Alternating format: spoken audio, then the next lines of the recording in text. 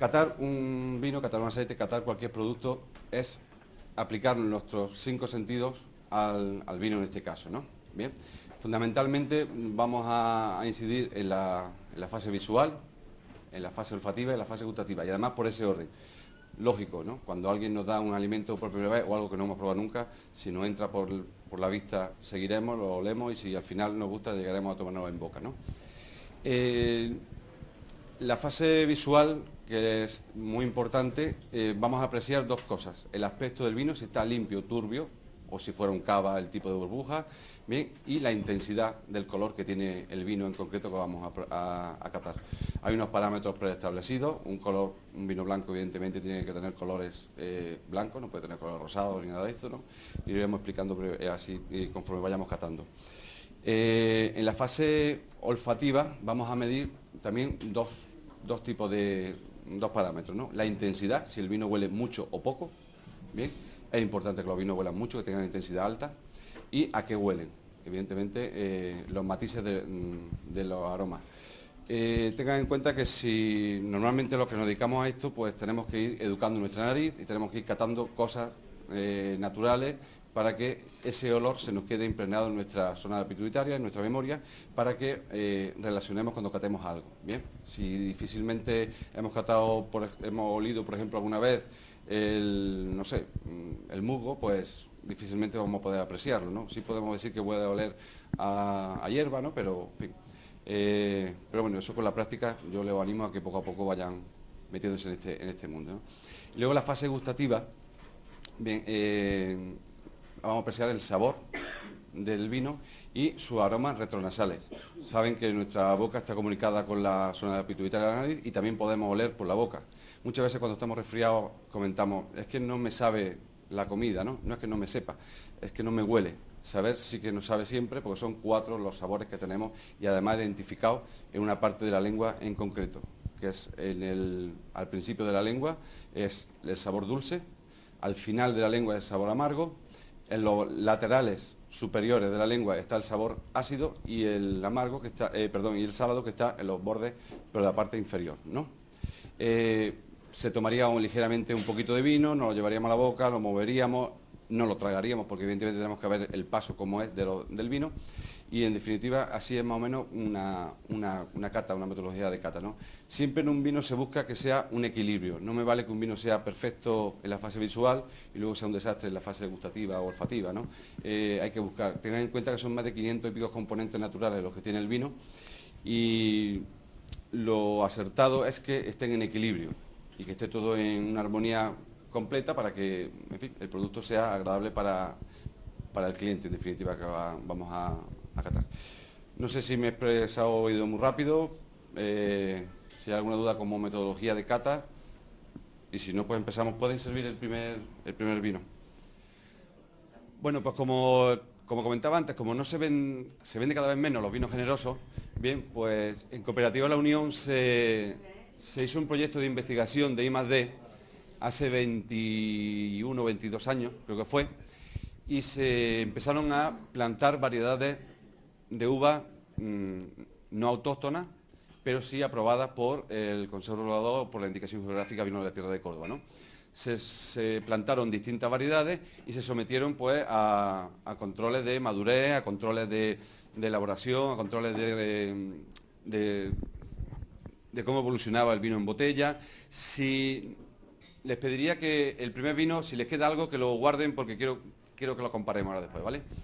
Entonces, aquí se plantaron distintas variedades y las 2 variedades de uva blanca que mejor se adaptaron a nuestro clima eran la Sauvignon Blanc, la Chardonnay y la Verdejo, también hay algo. Y estas son aprobadas por el Consejo Regulador y está permitido su uso. Concretamente lo que vamos a probar es el Sauvignon Blanc, cosecha 2013, forma de elaborar igual que el tinaja, bien, exactamente igual. Quizás cuidamos un poquito más el tema de temperatura.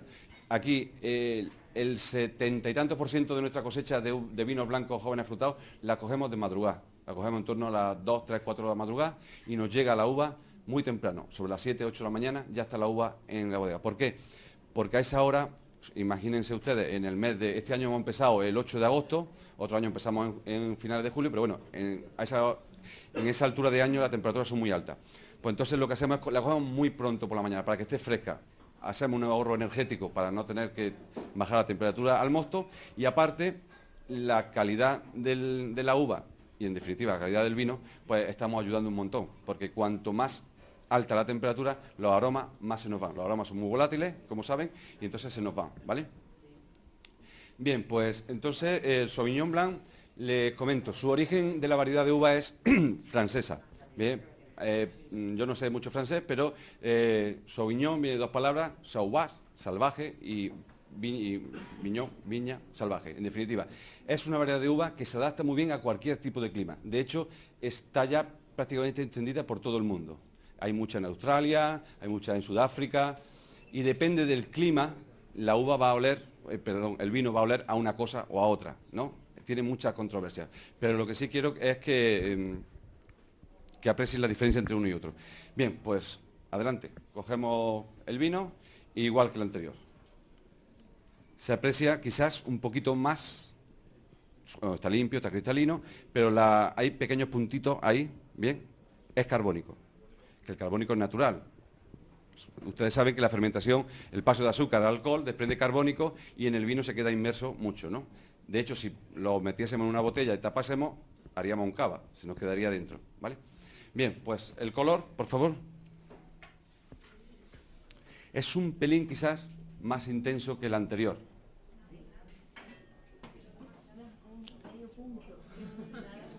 Quizá. Vale, poquito, pero sí que... y sí que aparecen un tono ya, hay ciertos tonos amarillos que no aparecen en el otro, verdoso, pero sí que hay amarillo, ¿vale? Bien.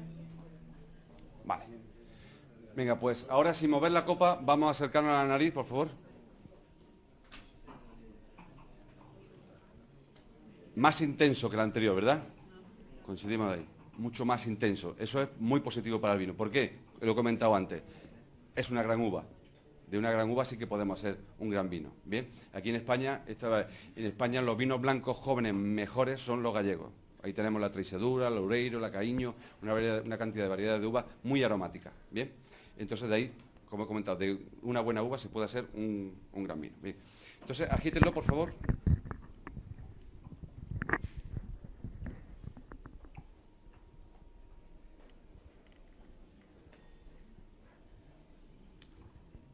Y me gustaría que hablasen ustedes y no yo, pues ya veo que ya sabrán algo con el primero respecto al segundo. Bien. Mucho más fruta. Fruta verde. Bien. Hay una característica típica de la Sauvignon Blanc y son aromas cítricos. Pomelo, piña.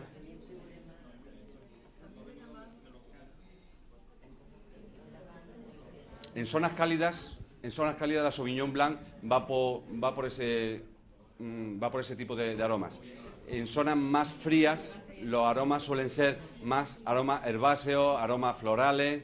Dentro de los aromas herbáceos, en fin, de cualquier tipo de uva, de hierba recién cortada, pero sí que en climas cálidos como el nuestro, bien, sería así. Este vino tiene 12 grados de alcohol, tiene medio grado menos que el anterior. ¿Cómo ha dicho que se llama? Sauvignon Blanc. No, ¿Qué? Algarabía. Algarabía. La marca es Algarabía. Coinciden conmigo en que es más intenso que el anterior, que aparece mucho más los aromas frutales y a fruta verde. Bien. Vale, pues vamos a tomarnos un poquito.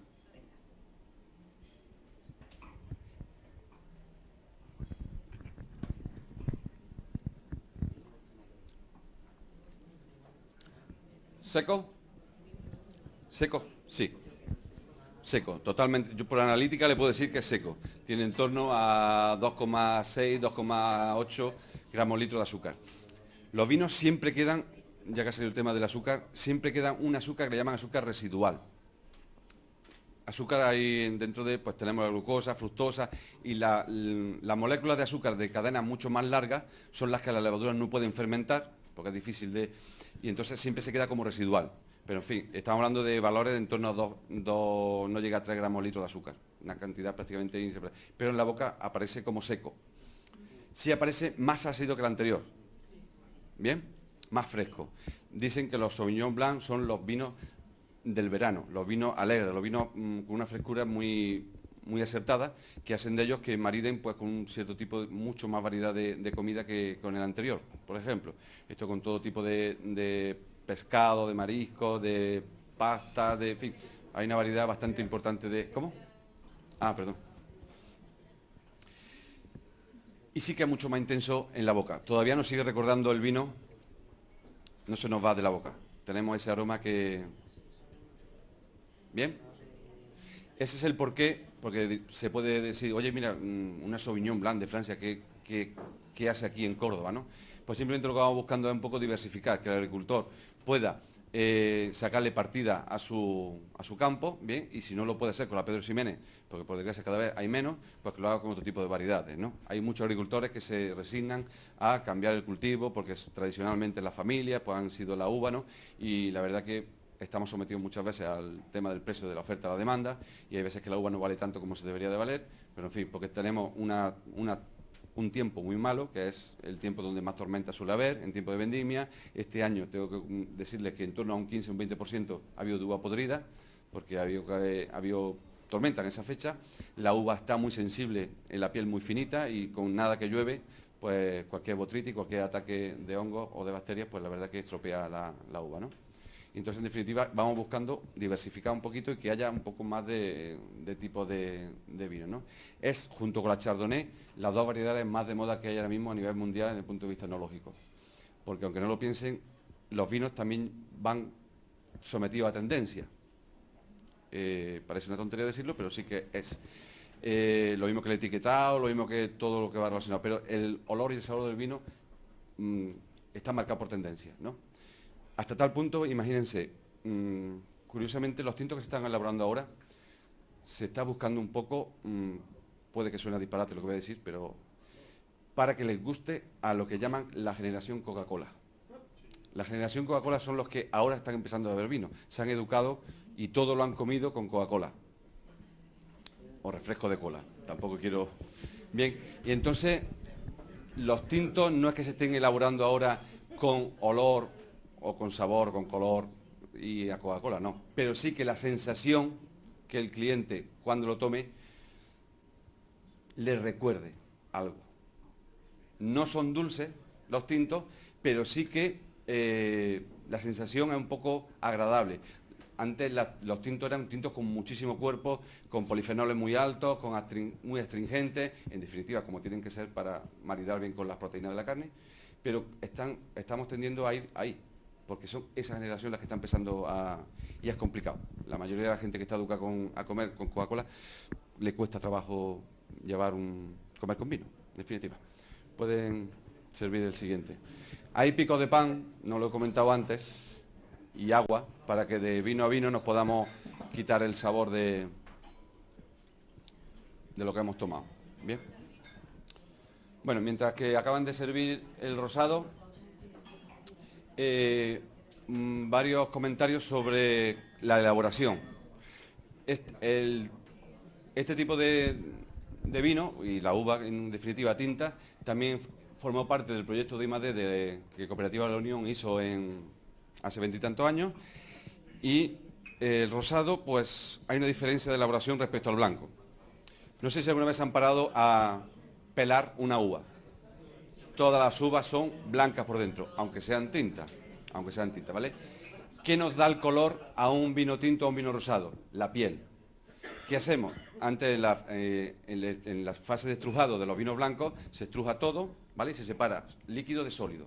Aquí no. Aquí lo que hacemos es despalillar antes de estrujar. ¿Y qué es? Es desprender los granos de la parte herbácea, del sostén y de la parte herbácea del racimo, porque lo que nos interesa es la uva entera, ¿bien? Y esa uva entera la vamos a prensar y la vamos a llevar a un depósito. ¿Para que macere? Para que esté en contacto el mosto con la piel. ¿Que quiero ser un rosado? Pues estaré seguramente en unos 48, 50 horas de maceración. ¿Que quiero ser un tinto muy cargado en color? Pues me iré a maceraciones de en torno a 4, 5, 6 días. Después de esa fermentación lo que hago es separar sólido de líquido y ya acabo la fermentación como si fuese un vino normal y corriente. ¿Bien? no tiene otra forma de elaborar el rosado. La variedad de uva que hemos usado es la que mejor se adapta al clima de Córdoba o al clima andaluz, la Syrah. Se cree que es de origen persa, unos dicen que es de origen persa, otros dicen que es de francesa, del Valle de Ródano. No se sabe muy claro cuál es su origen. Lo que sí, nosotros hemos buscado la relación del mundo islámico, del mundo árabe, con nuestros vinos.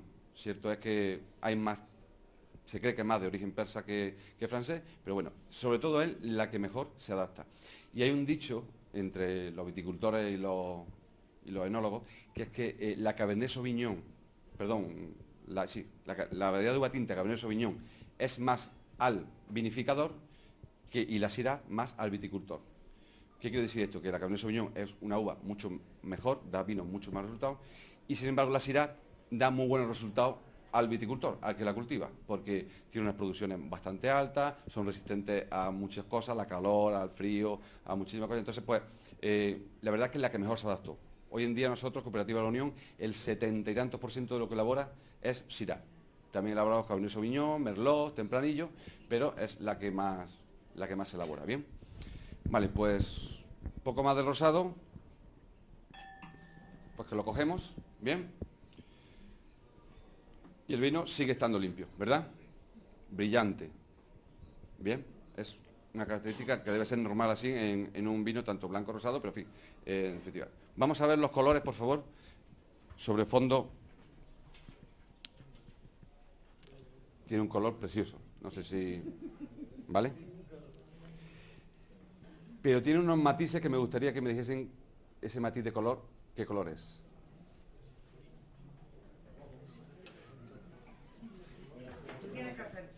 Es que no quiero que se lo... Bueno, es un poquito violeta. En el centro, si lo llevan en el centro de la copa, bien, es violeta. Violeta. Morado, violeta. Le hablo de matices. Ligeramente. Lo que sí tiene que ser claro, evidente, es que un rosado no puede tener colores muy intensos. Tiene que ser colores pálidos. Bien. Y en una gama en torno a rojo poco intenso, rosa, ese tipo de color es el apropiado de un rosado. Malva clarito. Bien. Bueno, pues sin agitar la copa, por favor. Nos llevamos a la nariz.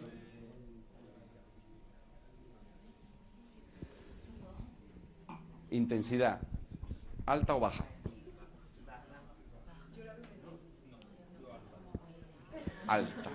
Alta, un poquito alta. Es alta, bien, es alta.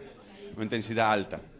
Yo diría que está muy igualado al Sauvignon Blanc en intensidades. No estoy diciendo a qué huele, sino si huele mucho o poco, ¿eh? Bien, intensidad, tiene una intensidad alta. Y vamos a agitarlo.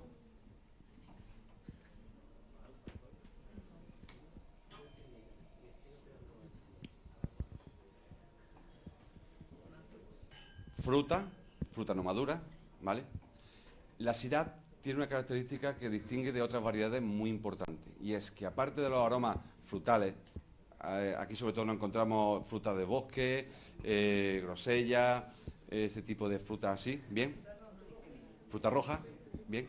También aparecen aromas, más fuerte lo que voy a decir, pues, minerales, típico de la variedad Syrah. El olor, claro, si no han olido nunca la pizarra, o no han olido, pero sí aromas minerales. Eso es una característica muy fundamental, ¿vale? Lo que sí, la fresa permanece, y no sé si le recuerda como a mí a un tipo de chuchería que se tomaba hace mucho tiempo. No. A los chupachú colla.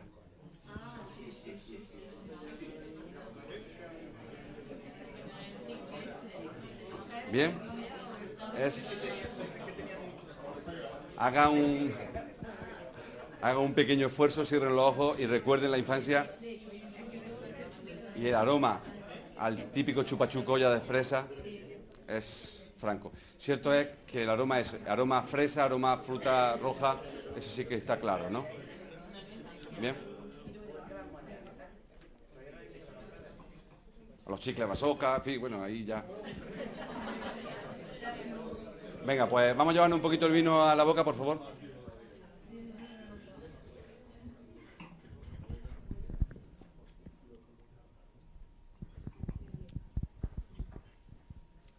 ¿Seco o dulce? Hoy van a ser todos secos. Seco, bien. Es un acidez ácido, pero es menos ácido que el anterior, ¿vale? Es menos ácido que el Sauvignon Blanc. Lo que sí ya tiene una sensación en la boca que no la tiene al blanco. Y aparece mucho más los tintos, evidentemente. Y es la astringencia. Bien. La astringencia es lo siguiente, es una sensación que nos ocurre en la ansía. Lo vamos a ver más con el tinto.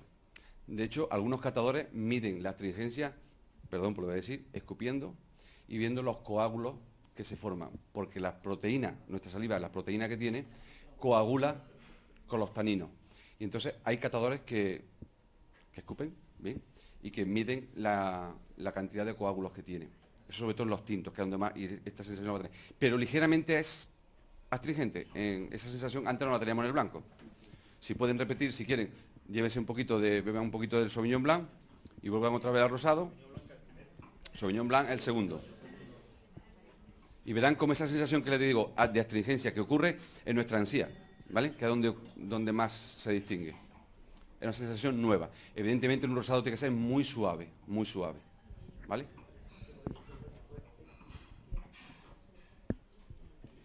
Pues este vino, pues la verdad que gusta mucho, estamos teniendo mucho éxito con él. Tendríamos más éxito, con lo que comentaba antes, si le pusiésemos un poquito de carbónico y le pusiésemos un poquito de azúcar. Gustaría muchísimo más. Pero enológicamente, desde el punto de vista enológico, lo correcto es esto. Bien. Los Omeya. Cierto es que los tintos, por todo el mundo que tiene alrededor, por los sommeliers, por los críticos y por todo esto, son vinos que su consumo es mucho más elevado que los vinos blancos. Bien.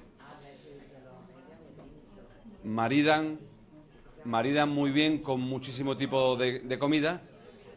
Cierto es que los críticos y los sommeliers se han encargado de hablar muchísimo de los tintos para que mariden mucho más.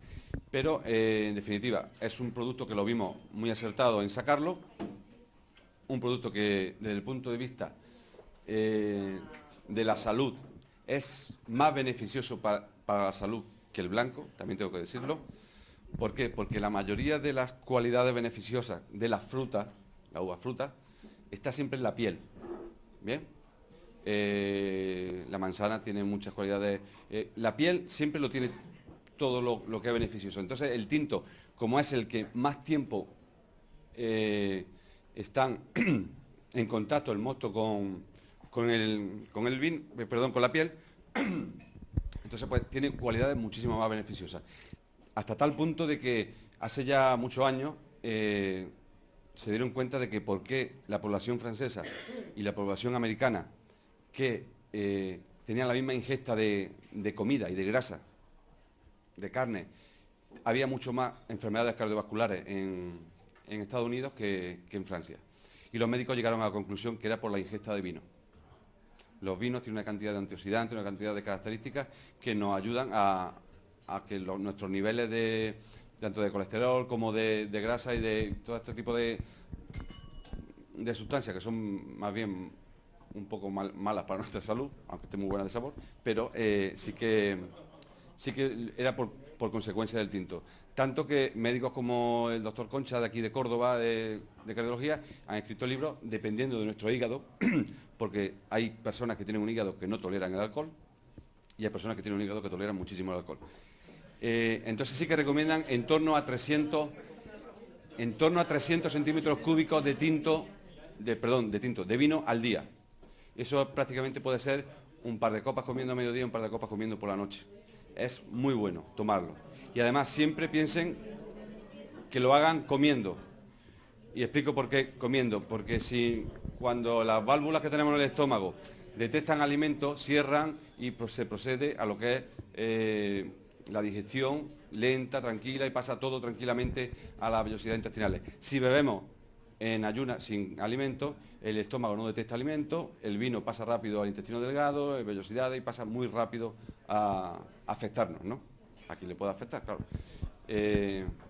Por ahí. Bueno, pues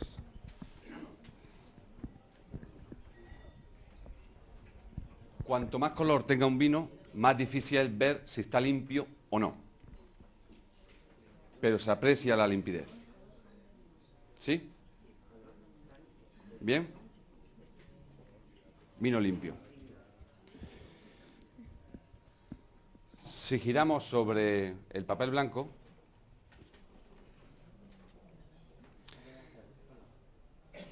tenemos rojos, rojo cereza, y aparece un color que puede ser un poco ese color, teja, el color teja. El color teja es típico de los vinos tintos con crianza como este vino porque es una oxidación del color. La forma de elaborar, que no lo he comentado antes, es que cuando el vino tinto ya está hecho, vino de cada año, joven, lo metemos en bordelesa, en bases de madera, fundamentalmente francés, es mucho mejor el roble que el americano. El americano, sin embargo, mucho mejor para los vinos finos. Y entonces vamos a tener un tiempo de contacto madera y el vino, para que el vino, que con el alcohol es un poco disolvente, extraiga aromas de la madera, ¿bien? Y lo impregne luego a la hora de en los aromas que tiene la nariz, ¿bien? Cada vez la tendencia está yendo a tiempos más cortos de crianza, de menos contacto con la madera. Cuando el vino ya está el tiempo que estimamos apropiado en la madera, lo vamos a someter ahora a una crianza, normalmente 2 veces superior a la que ha estado en madera en botella. Yo no puedo llegar de una bordelesa, sacar el tinto, meterlo en la botella y llevarlo al mercado. No, precisa de una crianza reductora que se llama, que el tinto esté en ausencia de oxígeno y esté todo lo que has traído de la madera se esté complementando, congeniando, se esté, digamos, formando sustancias mucho más estables. ¿Vale? Y eso se precisa en la botella, son los 2 tipos de crianza. Por eso las cosechas se llaman la cosecha tal, la cosecha cual, ¿por qué? Porque todo el vino lo meto en crianza, todo el vino lo meto en botella. No es como el vino fino, que tengo criadera, que voy sacando un poquito, que lo relleno con... No, no, esto es la totalidad del vino, ¿bien? Bueno, pues los colores, hemos visto ya el tipo de color, el color este teja es debido a la oxidación, ¿bien? Y ahora vamos a ver la intensidad, otra vez, si huele mucho o poco.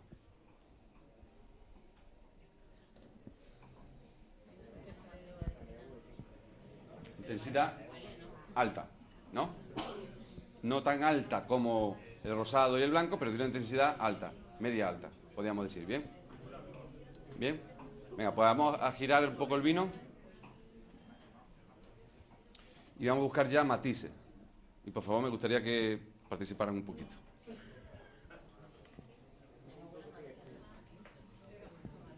Es un olor, el que más predomina es el que están diciendo, a madera y concretamente a roble. Y a roble nuevo. Piensen, se huele la madera, ¿eh? Y hay tipos de maderas que hay que olerlas para ver cómo pueden ir evolucionando. Predomina mucho el aroma a madera, pero todavía tenemos un fondo de fruta de bosque, de fruta roja, ¿bien? Y luego aparecen también otro tipo de aromas que son aromas especiados, aromas a especie, mucho más complejo que el rosado, que el Sauvignon Blanc. Nos aparecen mucho más aromas. Que sepamos o no distinguirlos, tampoco es que no quiero atosigarlos mucho porque piensen... ¿Qué? A ver, tiene un ligero aroma a canela, un poquito. Huele un poquito, es muy fácil, si yo en el libro me leo a qué tiene que oler la Syrah, ¿vale? Lo digo y va del tirón. Hay cierto aroma a humo. Humo.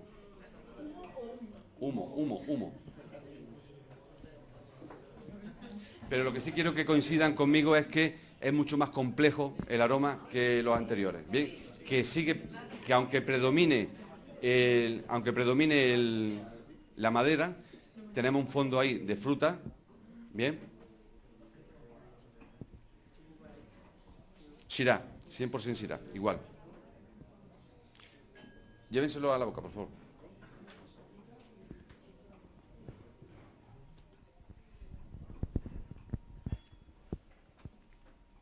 Se sigue notando la madera en la boca. ¿Notan la sensación astringente ese que le he comentado antes? Mucho más acentuada que el rosado. En toda nuestra boca, paladar y todo, hay una sensación ahí astringente. Bien, esa es típico de un vino tinto. La tendencia anterior era que fuese mucho más agresivo todavía. Que fuese más agresivo. Pero bueno, se hacen vinos que sea lo que llamamos vino estructurado, vino de fácil paso, que la gente lo pueda beber. Piense que están tomando un vino con 14 grados de alcohol, que es un alcohol alto para un vino tinto. Bien, pero sin embargo no nos pesa, nos pasa rápido por boca, es agradable y sobre todo la madera. La madera la tenemos ahí como si estuviéramos masticando la madera. Este ha estado 6 meses. 6 meses, sí. Sí. Es muy importante. Los 2 vinos que hemos tomado antes, no, miento, los 3 vinos que hemos tomado antes son corchos de silicona. ¿Por qué? Porque el corcho cada vez es un producto que es cada vez más caro, muy caro. Un corcho natural puede valer 3 veces o 4 veces más el valor de la botella. Muy caro. Entonces se está tendiendo a que los corchos para vinos jóvenes sean en silicona porque son muy eficaces, más eficaces que el corcho, porque la silicona se expande y no deja pasar el oxígeno, que es lo que no... Incluso algunos son muy atrevidos ya y están haciendo colores de silicona muy agresivos, verde pistacho, morado, rosa... bien, es una forma de llamar la atención. Y luego el corcho, cuando ya sometemos el vino a crianza, sí que tenemos que ir a un corcho natural. Tenemos el corcho natural. Nosotros no usamos el corcho natural total, sino que usamos un combinado que lleva viruta de corcho, bien, pero que es corcho natural, sin ningún tipo, porque hay quien le pone parafina a los corchos para que sea más fácil. Es natural porque buscamos de que el tiempo que está estanco ahí, de que no es... Imagínense, un corcho puede estropear perfectamente un vino, ¿eh? Un corcho con cualquier poro, con cualquier... puede hacer de que nuestro vino se estropee, porque es que va a estar mucho tiempo ahí, y eso hay que mirarlo. O sea, que no es una cosa como el de silicona, que sabemos que de una cosecha para otra desaparece y ya está, ¿no? Entonces el corcho es muy importante. Y una pregunta, Sí. ¿la silicona no le afecta de sabor? No, la silicona no tiene sabor ninguno. Es más, nosotros, otra de las cosas que hacemos en Cooperativa de la Unión es que inoculamos nitrógeno, no en los tintos, pero en los blancos jóvenes, en los finos, inoculamos nitrógeno al vacío que queda entre el corcho y el vino. El nitrógeno es un gas inerte, se usa mucho también en el tema de los aceites. ¿Para qué? Para que no haya oxígeno y nos ayude a que el vino se conserve mucho mejor. El mayor enemigo de un vino es la luz y el oxígeno, son los mayores enemigos. Sin embargo, en tintos como este, el oxígeno necesitamos. Este tinto ha estado abierto desde que empezamos la cata. ¿Por qué? Porque va ganando con el tiempo. Han estado mucho tiempo, ha estado entre 12 y 18 meses metido en una botella en ausencia de oxígeno. Entonces ahora necesita de él para que los matices salgan mucho más. De hecho, ahora vamos a catar el aceite, pero me gustaría que olieran un poco más tarde otra vez el tinto. Verán como los matices son mucho más todavía, aparecen mucho más que al principio que hemos empezado. ¿Alguna pregunta?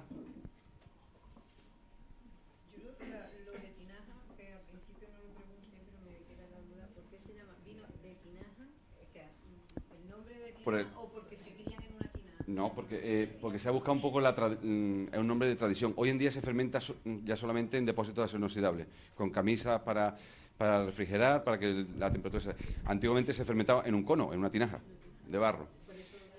Y entonces viene de ahí el nombre. Como curiosidad, hoy en día se controla la temperatura a base de camisas externas donde va agua refrigerada para que la temperatura no suba. Antiguamente la forma de controlar la temperatura era que si yo elaboraba en un día 10.000 litros de mosto y tenía, pues no sé, 100 envases de tinaja, lo que hacía es que le echaba un poquito a cada una. Y empezaba la fermentación. Al día siguiente hacía otros 10.000 litros o 15 o lo que sea y lo repartía entre todos. ¿Qué hacía con esto? Que el mosto recién prensado, que estaba fresco, me ayudaba a controlar la temperatura. Y antiguamente eso se hacía en las tinajas, en los conos. Era como se llamaba.